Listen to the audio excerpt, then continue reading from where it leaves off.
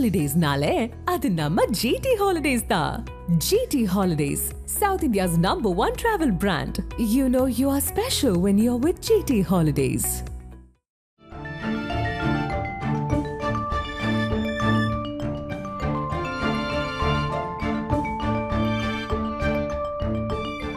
உங்கள் ஜீரண கோளாறுகளுக்கும் வயிற்றெரிச்சலுக்கும் சரியான ஒரு தீர்வு.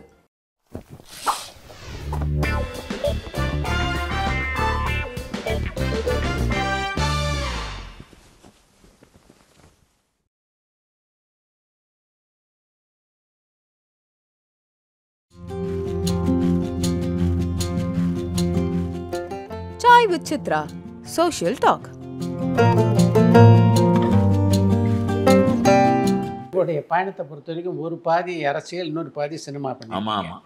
இந்த ரெண்டுலையுமே வந்து மிகப்பெரிய வெற்றி நீங்கள் அடையலை அப்படின்னு சொல்லலாமா? ஆமாம், சொல்லலாம். அவர் 5-6 படம் எடுத்தேன். விஜயகாந்தை வைத்து எடுத்தேன், கமலஹாசன், எல்லாரும் ஒரு 5-6 படம் எடுத்து பெரிய வெற்றிகளை அடைந்து தலைகீழாக கவிழ்ந்து, அதனால் நீங்கள் சொன்னது சரிதான், அதில் வெற்றி அடையவில்லை என்று தான் சொல்ல வேண்டும். கடைசியில் வந்தது சேர்த்து போய்விட்டது என்றால் அது ரொம்ப மோசமான. நம்முடைய கையில் இல்லை. கடைசியாக செல்வா எனக்கு டைரக்டராக அமைந்தார். ரொம்ப நல்ல மனிதர். உண்மை. அவர் நான் மனிதன் இல்லையா, நான் அவன் இல்லையா ஒரு படம் எடுத்தார், பெரிய வெற்றி. அதை பார்த்து ரொம்ப மகிழ்ந்தேன் நான். அப்புறம் அவர் ஒரு சொந்த படம் எடுத்து 2 நாள் ஓடியது. அதற்கப்புறம் நான் என்னுடைய படம் நான் அவன் இல்லையை நினைத்து கொண்டு அவரை டைரக்டராக ஆக்குகிறேன். ஒரு 10 ரூபாய் நாம் செலவு செய்யலாம் என்று நினைத்திருந்தால் 5 ரூபாய் தான் செலவு செய்வார் செல்வா. ஆமாம். அது அந்த தரத்தையும் கொண்டு வருவார்.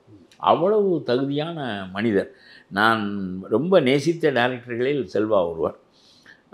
ஆனால் அவருடைய அந்த படம் 2 நாள் தான் ஓடியது என்று என்னுடைய படத்தை தேடுவாரெல்லாமல் போயிட்டு அவர் எவ்வளவோ முயற்சி செய்தார் இந்த படத்தை விட்டு விட வேண்டும் என்று. நல்ல கதை, செல்வராஜ் கதை, அருமையாக ஒரு காதல் கதை எழுதியிருந்தார். வெகு காலத்துக்கு பிறகு மரோ சரித்திரா மாதிரி கிளம்புவோமோ என்றெல்லாம் நான் நினைத்தேன்.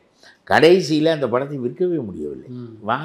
பிறகு 70-80 லட்ச ரூபாய் செலவழித்ததை ரிலீஸ் செய்ய வேண்டும் என்பதற்கு எனக்கு தைரியம் இல்லை. இன்னொரு பெருங்கடனாக ஆகிவிடுமோ என்று சொல்லி அத்தகைய நிலை ஏற்பட்டது. ரொம்ப செல்வாவின் குற்றமில்லை, அவர் இயக்கியதில் குற்றமில்லை, கதையில் குற்றமில்லை, எடுத்ததில் குற்றமில்லை. முழு படமாக பார்க்குற போது ரொம்ப சிறப்பாக வந்தது.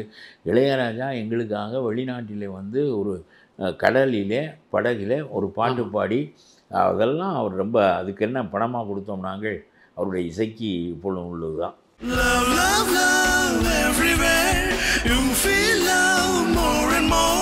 இதெல்லாம் செல்வா யோசனை தான். அதாவது என்னுடைய படத்துக்கு ஒரு மெரிட் வர வேண்டும். என்ன, இளையராஜா பாட்டு பாடியிருக்கிறார் என்பது ஒரு புதுமை. 4 நாள் இருந்து பண்ணி கொடுத்தார்கள்.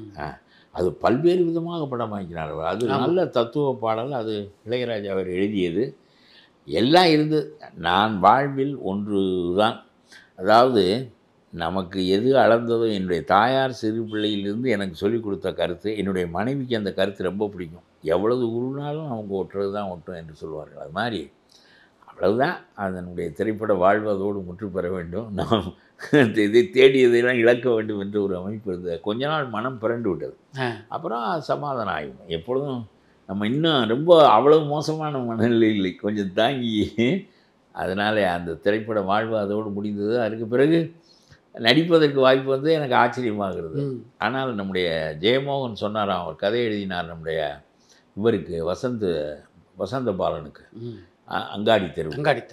அவர் சொன்னாராம், ஜெயமோகன் என்னை அவருக்கு தெரியும், பொது வாழ்க்கையில் இருந்ததுனால் ஜெயமோகனுக்கு தெரியும். அதனால் இந்த கதையை எழுதுகிற போது அந்த பாத்திரமாகவே எனக்கு படகற்பியாக தான் நினைவுக்கு வந்தார்.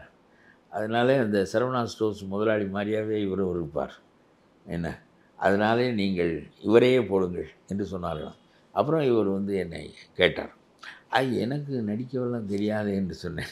இல்லை அதெல்லாம் நடிக்க வேண்டாம் என்று தான் நம்மளுக்கு கூட வந்திருக்கோம், நடிகர்கள் நடிப்பார்கள், அதனால் வேண்டாம் என்று வசந்த பாலன் சொன்னார். பிறகு அது திருநெல்வேலி மொழி.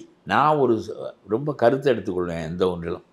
அந்த ஒரு திருநெல்வேலிக்காரன் ஒருத்தன் அந்த யூனிட்டில் வேலை செஞ்சான். அவன் எப்படா பேசுவிய இதை அப்படின்னு சொல்லி அவனுடைய ஸ்லாங் வந்து அவனிடமிருந்து பழகி அதை மாற்றி பேசி அப்படியே திருநெல்வேலிக்காரன் மொழி மாதிரியாகவே இருக்கும். அது ஜெயமோகன் அப்படி நினைத்தேன் என்று சொன்னதினால் வசந்த பாலன் என்னை போட்டார். பிறகு அந்த படத்தில் ரொம்ப சிறப்பாக இருந்தது என்று சர்க்கார் படத்திற்கு கூப்பிட்டார்கள். அதெல்லாம் பெரிய சம்பளம் தந்த படங்கள். அப்புறம் அவர் தந்த பெரிய சம்பளத்தை சுந்தர் சி தந்தார் ஆக்ஷனுக்கு. அதில் இப்படி ஒரு 3-4 படங்கள் பெரிய படங்கள். அப்புறம் சின்ன படங்கள். இப்பொழுது தம்பிராமையா படத்தில் ஒரு சித்தராக நடித்திருக்கிறேன். ரொம்ப நல்ல வேடம். வெறும் வேட்டி, அவ்வளோதான். உடம்பு பூரா உத்திராட்ச கொட்டை, ஊதி, பட்டை. ராசாக்களி தானே? ராசாக்களியில் அது 2 நாள் நடித்தேன். ரொம்ப பயங்கர காமெடி இது. அவருக்கு எல்லாவற்றுக்கும் என்னிடம் யோசனை கேட்பார். சாமி இவளை கட்டிக்கவா அப்படின்னு கேட்பார். அவளை கட்டிக்கினா தாண்டா உனக்கு வாழ்வு வரும், நீ விரும்படா, அவள் தான்டா லட்சுமியை கூட வச்சுருக்கவ, அவள் நுழைஞ்சான்னா நீ ஏறிடுவ, என்ன இல்லைன்னா உனக்கு வாழ்வுதான் அப்படின்னு. அவளும் சாதாரணமாக தான் இருப்பாள். அவள் அவ்வளோ பெரிய யோகத்தை கொண்டு வருவான்னு நான் சொல்லுவேன். அவளை கட்டிக்குவான், பெரிய முதலாளி ஆயிடுவான், பயங்கர முதலாளி ஆயிடுவான், பயங்கர. அதுக்கப்புறம் நான் சொல்லாமல் அவன் எதுவுமே செய்ய மாட்டான். இப்படிப்பட்ட நிலை வந்துச்சு. அந்த பொண்ணு என்கிட்ட ஒரு நாள் சொல்லுவான், சாமி இப்போ அவர் ரொம்ப தடுமாறுறாரு, மீதி மாதிரி இல்லை, இவரை ஏழையாக்கி விட்டுருங்க, பழைய 500 ரூபா சம்பளத்திலே வச்சுருங்க, ஒழுங்காக நான் அவங்க அந்த அவரோட குடும்பம் நடத்துவேன், இப்படி இல்லைன்னா இது சரியில்லை, மேயிறாரு இது. அது இவ இருக்கிறது வரையிலும் அந்த செல்வம் குறையவே குறையாது. அப்புறம் அவர் ஒரு நாள் கேட்பார், சாமி எங்கள் கடையில் ஒரு பொண்ணு வேலை பார்க்குது, அது தூக்கமே வர மாட்டேங்குது ஐயா, உங்கள் ஞாபகமாக தான் இருக்குங்கிறா, அதான் அவளையும் சேர்த்துக்கோமான்னு பார்க்குறேன், சாமி உத்தரவு சொன்னேன். ஏண்டா செருப்பு, ஏண்டா என்னடா நினச்சிக்கிட்டு இருக்கேன். ரொம்ப பிரமாதமாக இருக்கும் அந்த சீன். ரொம்ப நல்லா. நான் நடித்ததிலே வித்தியாசமாக சித்தராக நடித்தது அதுதான். அவர் ரொம்ப நல்லா பண்ணியிருப்பார். தம்பிராமையா நல்ல காமெடியன் கூட. நல்ல அவர் இயற்கையிலே கதவசனம் எழுதுகிறவர். ஆமாம். அதனால் அந்த படத்துக்கு வசனமெல்லாம் ரொம்ப நல்லா எழுதியிருப்பார். அது இப்போ அண்மையில். அப்புறம் ஒரு படம் நடித்தேன், ஆரோன்னு. அந்த டைரக்டர் நல்ல டைரக்டர். எல்லோரும் எம்எல்ஏ பூரா குனிஞ்சிக்கின்னு நான் வருவேன் உள்ள, முதலமைச்சர் எல்லாம் குனிஞ்சு இப்படி குனிஞ்சவாலே என்னை நிமிந்தே பார்க்க மாட்டேன், குனிஞ்சவாலே இருப்பாங்க. அப்படியே இருங்கடா, நீங்கள் நிமிந்துட்டீங்கன்னா நான் குனிய வேண்டியதாயிடும். ரொம்ப நல்ல அந்த மாதிரி நல்ல படங்கள்லாம் நடிக்கிறதுக்கு வாய் கிடச்சி. சில சமயம் இன்னொரு கதை ஏதோ சொல்லுவாங்க, நம்ம பண்ணிட்டோம். நான் ஒன்று அவர்கள் என்ன செய்ய சொல்கிறார்களோ இது. ஆக இப்பொழுது இதில் கொஞ்சம் வருமானம் வருது, ரொம்ப இல்லை. நான் போய் யாரையும் தேடுவதும் இல்லை, அவர்கள் கேட்டால் மறுப்பதும் இல்லை. அந்த அளவுக்கு இப்போ ஒரு படம் ஹீலர் என்ற ஒரு படம், ஒரு 4 நாட்களுக்கு முன்னால் பூஜைக்கு போயிட்டு வந்தேன் சென்னையில். சொன்னேன் 6-7 நாள் வர வேண்டும். சரி, ஒன்று சொல்ல அவர்களுடைய அறிவுக்கும் அவர்களுடைய போக்குக்கும் என்ன செய்கிறாள், நமக்கு தெரிஞ்சதெல்லாம் சொல்கிறதுக்கு அது வேலை இல்லை. அங்கே போனால் ஒன்றும், ஐயா இந்த பக்கம் திரும்புங்கன்னா திரும்பு, சிரிங்கன்னா சிரி, இன்னும் அவ்வளோதான். நமக்கு அதில் ஒன்றும் இது இல்லை. ஆனால் எந்த டேரக்டர்களுக்கும் என்னால் தொந்தரவு கிடையாது. எனக்கு ஒரு வருமானம் வருது, ஆனால் நம்ம இழந்த அளவுக்கு வரல. ஒரு நடிகராக உங்களை திரையில் பார்த்தபோது எப்படி இருந்தது முதல்ல உங்களை பார்த்து? எனக்கு ஆச்சரியமாக இருந்துச்சு. என்னடா நம்ம பேசுகிறதுங்கிறது ஆச்சரியமாக இருந்துச்சு உண்மையில். ரொம்ப என்னுடைய மனைவி பார்த்துட்டு என்ன இது, இதெல்லாம் உங்களுக்கு அப்படின்னு ரொம்ப வியப்பார்கள். படப்பிடிப்பு தளத்தில் விஜய் அந்த காலகட்டத்திலே அரசியலை பற்றி பேசுவார். அப்போ நிறைய பேசுவார், நிறைய பேசுவார். அப்போயே அந்த ஐடியா அவருக்கு இருந்துச்சு. என்னென்னா, நான் ஒரு பஸ்ஸில் அந்த பாதி பகுதி நமக்கு விட்டுருப்பாங்க சாப்பிட கொள்ள இருக்கிறதுக்கு. ஒரு பஸ்ஸை 2 கேரவன். அவருக்கு மட்டும் ஒரு பெரிய பஸ்ஸு, அது அரண்மனை மாதிரி இருக்கும். அதுக்குள்ளே அவர் என்ன கூட்டிகிட்டு போனது தான் தெரிஞ்சு. ஒரு பஸ்ஸை அரண்மனை மாதிரி ஆக்க முடியும்னா அவருடைய பஸ்ஸை பார்த்து தான் நான் தெரிஞ்சுக்கினேன். அந்த பஸ்ஸுக்கு என்ன பேர் சொல்லுவோம், கேரவான். நான் இதில் இருந்தேன். அண்ணன் விஜய் பார்க்க வரணும்னு, ஐயோ நான் வரேன்னு இறங்கி ஓடியாந்தேன். இல்லை வாங்க நம்ம உங்கள் இதில் பேசுவோம் அப்படின்னு சொன்னார். 2 பேரும் பேசிக்கொண்டே இருந்தோம். அது ரொம்ப சத்தங்கிட்டான், அந்த ஏசியெல்லாம் சத்தம் போட்டுக்கிட்டு இருந்துச்சு. என்ன இப்படி இருக்குது, நல்ல கேரவானா முடியாமல் உங்களுக்கு எப்படி தந்திருக்காங்க அப்படின்னு சொல்லிவிட்டு அப்புறம் மாற்றுறாங்க. இவர் சொல்லிவிட்டாருன்னு மாற்றுறாங்க. அவருடைய இது கூட்டிக்கணும். அப்புறம் தான் அதனுடைய சொகுசு என்னன்னு எனக்கு தெரிஞ்சிச்சு. நான் ரொம்ப எளிமையாக பழகினாள். எனக்கு சும்மா சாதாரண செருப்பு தான் போட்டுக்குவேன், ஒன்றும் இதெல்லாம் கிடையாது. அதனால் நம்முடைய மதிப்போ நம்முடைய இதுவோ சிறுமையோ கிடையாது.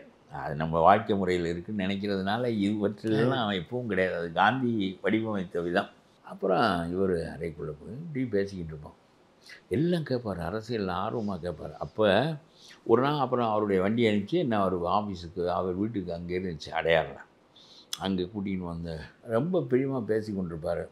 அப்போ என்கிட்ட சொன்னார், இந்த மாதிரி நான் அரசியலுக்கு வந்தால் சரியாக இருக்குமான்னார். ஏன் சரியாக இருக்காது? எல்லோரும் தான் அரசியலுக்கு வர்றாங்க. விஜயகாந்த் வந்தார், எம்ஜிஆர் வந்து கொடி கட்டினார், என்டிஆர் வந்தார், ஏன் சரியாக இருக்காது? இல்லை, நிறைய சம்பாரிச்சிட்டேன், என்ன இதே தான் திரும்ப திரும்ப, அப்புறம் இந்த படத்தை விட அடுத்த படம் பெருசாக இருக்கணும், இதை விட அடுத்த சம்பளம் கூட வாங்கணும், அப்புறம் நமக்கு இதே தான் சிந்தனையாக இருக்குது, கூட வாங்கணும் கூட எல்லாம் பண்ணியாச்சு, நிறைய சொத்து வாங்கியாச்சு, நிறைய பணம் சம்பாரிச்சாச்சு, கல்யாணம் பண்ணியாச்சு, புள்ளிகளை பெற்றாச்சு, அதுகளை நல்லா வளர்த்தாச்சு அப்படின்னே சொன்னாருங்க. அப்புறம் அதனால் கொஞ்ச நாள் பொது வாழ்க்கையில் நம்ம எதாவது செய்யணுங்கிற எண்ணம் இருக்குது அப்படின்னாரு. சரி வாங்க, இது சரியான காலம்தான் அப்படின்னு சொன்னேன். இல்லை இல்லை, இன்னொரு 3-4 படம் எனக்கு கமிட்மெண்ட் இருக்குது வரிசையாக, அதை முடிச்சுட்டு வரணும், அதுக்கு முன்னாடியே அந்த கருத்து என்னன்னு உங்கள்கிட்டலாம் பேசி பார்க்குறேன். நல்ல இது, நான் உங்களுக்கு ஒன்று சொல்கிறேன், இந்த உங்களுடைய புகழ் ஒரு வரையறைக்கு உட்பட்டது அப்படின்னே சொன்னேன் நான். இது தொழில் சார்ந்தது, காம்படிட்டிவாக உள்ளது, பொது வாழ்க்கையில் வர்ற பேர் வந்து நிலையானது. Rajini had been replaced by Kamal, or Kamal had been replaced by you, or you will be replaced by somebody else. இது தொழில், அதனால் என்றைக்கும் நம்மை தாண்டி இன்னொருவர் வந்து நம்ம நாளைக்கு உங்கள் இடத்துக்கு இன்னொருத்தர் வருவார். Vyjayanthimala had been replaced by Padmini, Padmini had been by Sarojadevi. இப்படி தான் இது. இது வந்து இது நம்ம அறியப்பட்டிருக்கிறோம் என்பது வேறு, நிலையான புகழ் என்பது வேறு அப்படின்னு சொன்னேன்.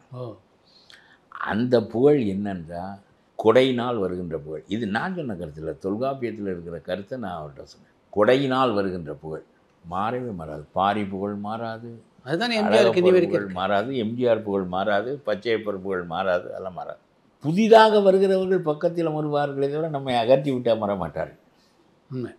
கொடையினால் வருகின்ற புகழ், அறிவினால் வருகின்ற புகழ். திருவள்ளுவருடைய புகழ் மறையவே மறையாது, கம்பனுடைய புகழ் மறையவே மறையாது, காண்டினுடைய புகழ் மறையவே மறையாது. இதெல்லாம் அவர்கள் பக்கத்தில் இருந்து அமர்வார்களே தவிர அவர்கள் அகற்ற மாட்டார்கள். கரெக்ட். சினிமாவில் அகற்றுவார்கள். ஒரு மியூசிக் டைரக்டர் இன்னொரு மியூசிக் டைரக்டர் அகற்றுவார், ஒரு நடிகரை இன்னொரு நடிகர் அகற்றுவார். இதெல்லாம் தொழில். ஆகவே அவர்கள் பிறகு அவர்கள் மங்கி விடுவார்கள்.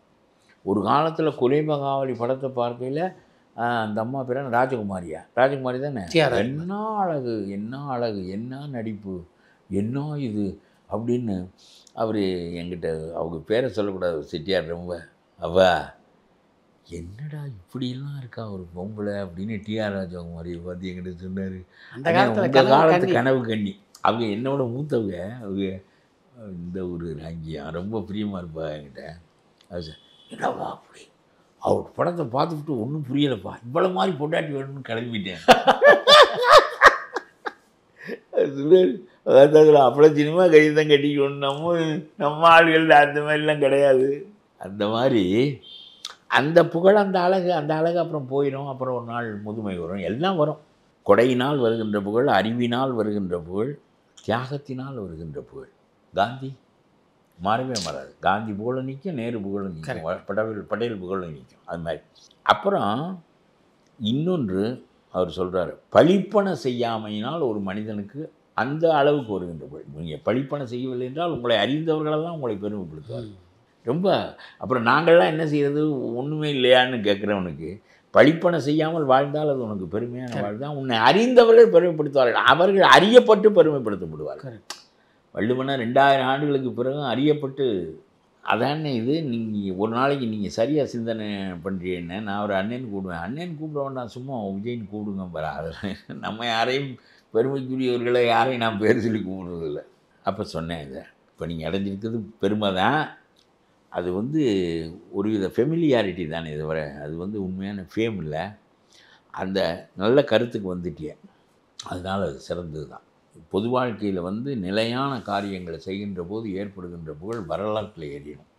உங்களை இன்னொருத்தன் தள்ளுவேங்கிற நிலை அங்கே கிடையாது. அதுவும் தகுதியாக நம்ம அரசியலில் நடந்தால் தான் நம்ம அது பொது வாழ்க்கையில், அது நம்ம தனி வாழ்க்கை ஒன்றும் கிடையாது. அதில் அதை போய் தனி வாழ்க்கையை ஆக்குவது தான் குற்றம். அதை போய் சம்பாதிக்கிறது, அதில் சொரன்றது, அதுதான் குற்றமே தவிர அவர்கள் இல்லாமல் போவார்கள் அப்படின்னு சொன்னேன். அவர் ரொம்ப இதெல்லாம் எழுதியிருக்கா அப்படின்னாரு. தொல்காப்பியத்தில் எழுதியிருக்கு, எப்படி சிந்திச்சிருக்காங்க பாருங்கன்னு ஆச்சரியப்பட்டார். அவர் இதைத்தான் புகழ் நினைத்து கொண்டிருந்தார். புகழ்ங்கிறது நம்ம சினிமாவில் வர்ற புகழ், பல பேர் நம்ம பார்க்குறதுக்கே கூடி நிற்கிற புகழ், பெரும் புகழ், இதெல்லாம் உண்மைண்ணே. ஆனால் இதெல்லாம் ஒரு நாள் இல்லாமல் போகும். இதை தாண்டி இதை தாண்டி ஒரு பொது வாழ்க்கையில் நம்ம வந்து செய்கின்ற தொண்டினால் வருகின்ற புகழ் நிலையான புகழ், அது வரலாற்று புகழ், 1000 ஆண்டுகளுக்கு பிறகும் பேசப்படுகின்ற புகழ். அதை சரியாக எம்ஜிஆர் கையில் எடுத்தார்னு சொன்னேன். அப்புறம் கொஞ்சம் யோசிச்சுக்கினே இருந்தார், எந்த சமயம் சரியாக இருக்கும் நுழைவதற்கு.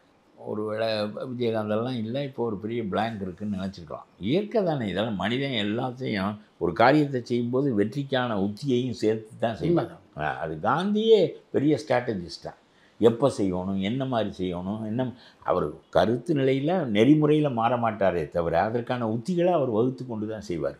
அது மாதிரி இவர் வர வேண்டும் தான் நினைத்தார். அதிலெல்லாம் ஒன்றும் இல்லை. ஆனால் எனக்கு விஜயினுடைய அரசியலில் இப்போ நாம் உள்ள நுழைந்த பிறகு என்ன தோன்றுகிறது என்றால், இந்த மற்ற மக்களுடைய அரசியலுக்குள் போவது போல் போகிறார். ஏன்னா இது உளுத்து போன மரம் இந்த திமுக, இது சாய்க்கப்பட வேண்டியது, அதில் ஒன்றும் மறுக்கல. ஆகவே புதிதாக வருகின்றவர்கள் ஏற்கனவே இவர்கள் மேலே கரை ஒன்றும் கிடையாது. இப்போ அவருடைய அரசியல் பற்றி உங்களுக்கு விமர்சனம் இருக்குது. அதுதான் என்ன விமர்சனம் என்றால், அவர் மீது தனியாக விமர்சனம் ஒன்றும் இல்லை. அது எப்பொழுதும் போல தான் இருக்கிறார் அவர். நம்ம நினைத்தது, அதாவது இங்கே என்ன முடை நாற்றம், இதை எப்படி போக்குவது என்ற அந்த பெரிய ஒரு உத்வேகம் அந்த மனசுக்குள்ளே, அது ஒரு ஆவேசம், இதையெல்லாம் அகற்றணும், இந்த குப்பையெல்லாம் அகற்றணும், இந்த அழுக்கெல்லாம் அகற்றணுங்கிற ஒரு பெரிய வெறி அவர்கிட்ட வெளிப்படலை. அப்புறம் அந்த அம்மா படத்தை வைக்கிறாரு. இந்த ஜாதி அரசியலுக்குள்ளே தான் இவரும் போகிறாரோ என்று எனக்கு தோன்றுகிறது. எனக்கு ஒன்று இன்னமும் கூட அவர் தன்னை ஒழுங்குபடுத்தி கொண்டு ஒரு பெரிய நிலை எடுக்க வேண்டும் என்று தான் நான் விரும்புகிறேன். அஞ்சலை அம்மாள் படத்தை வைத்தால் வன்னியர்கள் வாக்களிப்பார்கள், ராணி நாச்சியார் படம் வைத்தால் தேவர்கள் வாக்களிப்பார்கள் என்று சிந்திப்பது சரியான முறையில். அப்படி வாக்களிப்பதில்லை மக்கள். நான் சொல்கிறேன் உங்களுக்கு, வேலு நாச்சியார் உங்களுடைய கான்ஸ்டிடியூஷனல் கவர்மெண்ட்டுக்கு, கான்ஸ்டிடியூஷனல் பேஸ்டு பாலிட்டிக்ஸுக்கு என்ன விதத்தில் அவர்கள் உதவ முடியும்? அப்புறம் சும்மா வந்து முத்துராமலிங்க தேவரே வைத்து விடுங்கள் என்று சொல்கிறேன். முத்துராமலிங்க தேவர் பொதுவான மனிதர், ரொம்ப பெரிய ஞானி அவர், அவரே வைத்துக்கொள். ஆகவே இந்த அரசியலுக்குள் போகக்கூடாது. அப்புறம் அவன் ஒருத்தன் கேட்குறான், காகிதம் இல்லத்து படத்தை ஏன் வைக்கல, ஏன் ஓட்டு உனக்கு வேண்டாமா என்று கேட்குறான். இது எத்தனை கட் அவுட் வைப்பீர்கள்? ஏன்னா ஒரு 1000 கட் அவுட் வைக்க முடியும்.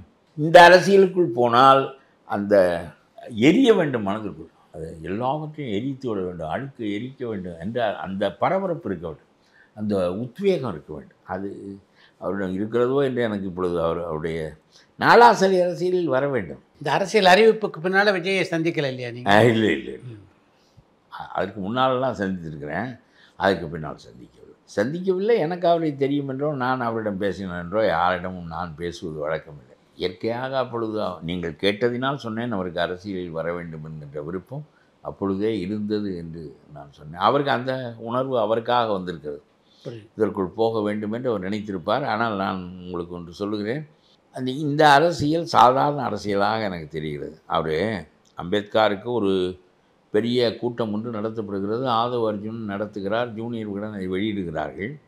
அதற்குள் இவர் போகிறார், திருமாவளவன் வரவில்லை. நான் ஒன்று சொல்லுகிறேன், குளிரூட்டப்பட்ட அறையில் அம்பேத்கரை பற்றி நாம் பேசிக்கொண்டிருப்பதை விட வேங்கவேலுக்கு போங்கள். இப்பொழுது அமித்ஷா அவரை குறைப்படுத்தி விட்டார் என்று சொல்லுகிறார்கள். இப்பொழுது ராகுல் இதற்கு பெரிய ஊர்வலம் மாவட்டந்தோறும் போய் நாங்கள் அம்பேத்கருடைய புகழை நிறுவுகின்ற வாரம் என்று ஒன்றை கொண்டாடப் போகிறோம். புகழையெல்லாம் நீங்கள் நிறுவ முடியாது, உங்களுடைய சொந்த நோக்கத்திற்காக உள்ளது. இப்போ இந்த சூழ்நிலையில் 2026 தேர்தல் எப்படி அமையன்னு நினைக்கிறீங்க?